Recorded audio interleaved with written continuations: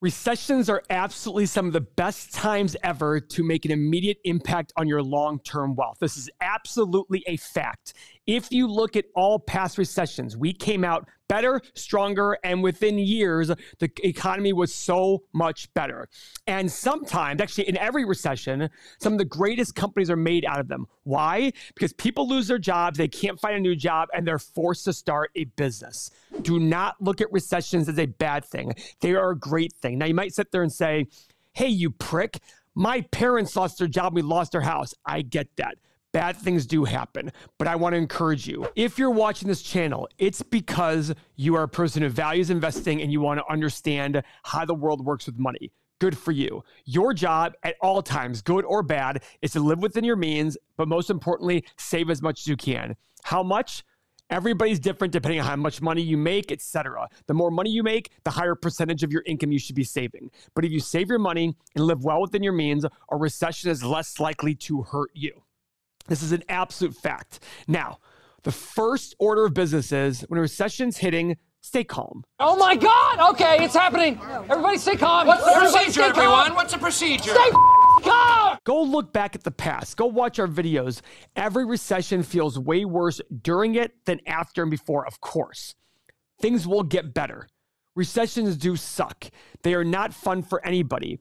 But change your outlook, stay calm, and say, we've been through this before. This country is 300 years old almost, and we've had countless recessions, and every single time we come out better and better.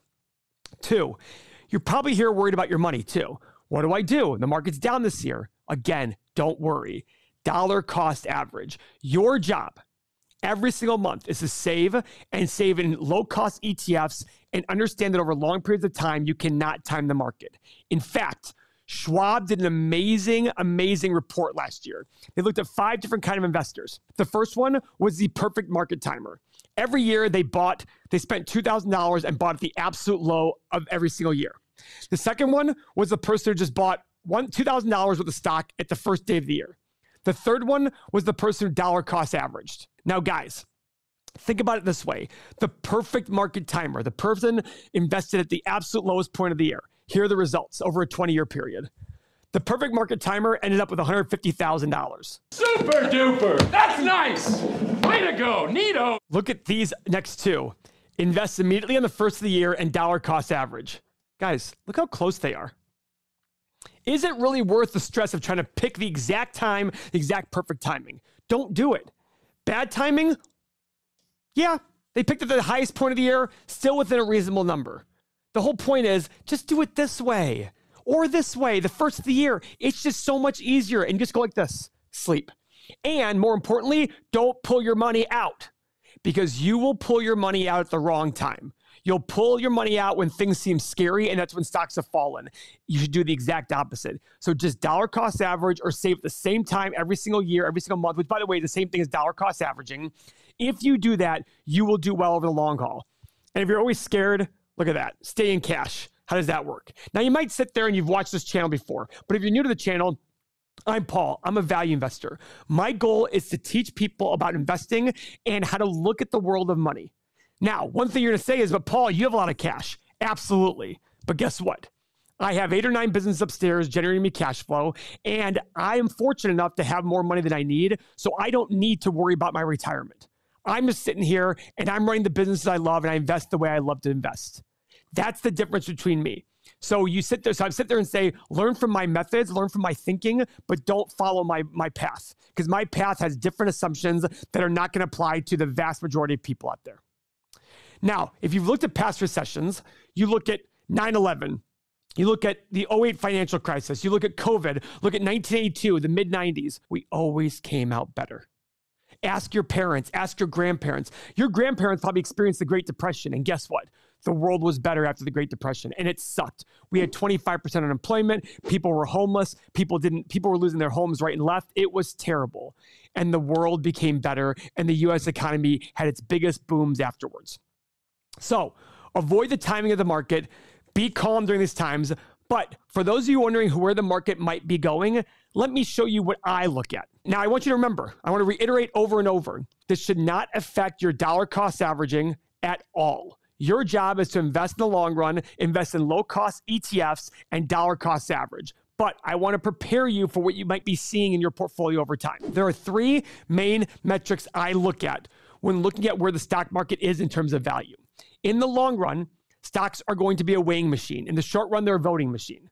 So that means in the short run, it's all about popularity, whether good popular or bad popular. But in the long run, it's going to be based on fundamentals, income, revenue, etc. So the first metric, the 10-year cyclically adjusted PE ratio. What this does, it takes the last 10 years of income on the S&P, brings it to today based on inflation, and takes the stock market value divided by that. Historically, it should be an average of 15 to 16.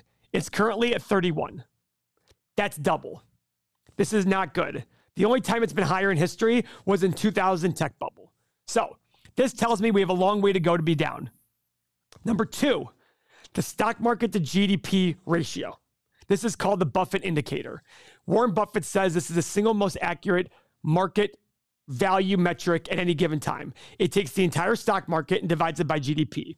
It should be historically around 80% to get about the market or a little bit better. We're currently at 160%. So again, needs to fall in half. Do you see a pattern here? Okay. Now, the final one is the price to sales ratio. It takes the market cap of the entire market and divides it by the total revenue of the entire market. Historically, it's around 1. Now, I will say that in the last 30, 40, 50 years, we've become more and more service-oriented, which has higher price to sales multiple. So let's hypothetically say it should be higher and should be 1.3. Where is it currently? 2.6. So after bumping at 30% historically, it still needs to fall in half. Are you seeing a pattern here? These three most accurate and correlated to future returns are saying the market needs to fall in half. Now, in the time it might fall in half, the fundamentals might get better and it might fall in half. That's fine. But at the end of the day, don't expect great returns. But what you can expect is great opportunities in the future to buy at great prices. This is the stock market value over time, but here's what it does. I think we're somewhere around here. The good news is if you dollar cost average, you're going to have great opportunities to buy when things are low. Because it's very, very impossible. But you're going to overpay sometimes, you're going to underpay sometimes. But over the long haul, you're going to do this. That is your goal. But if you want to learn more about individual companies and value investing, that's why you could be here learning from us. That way you can take a portion of your portfolio and apply it to individual stocks. So if you like that and you want to learn more about an 8-pillar process, click this next video. It'll show you using our software how we look at our 8-pillar process to evaluate companies. Please subscribe to our channel if you like what you see. Thank you very much.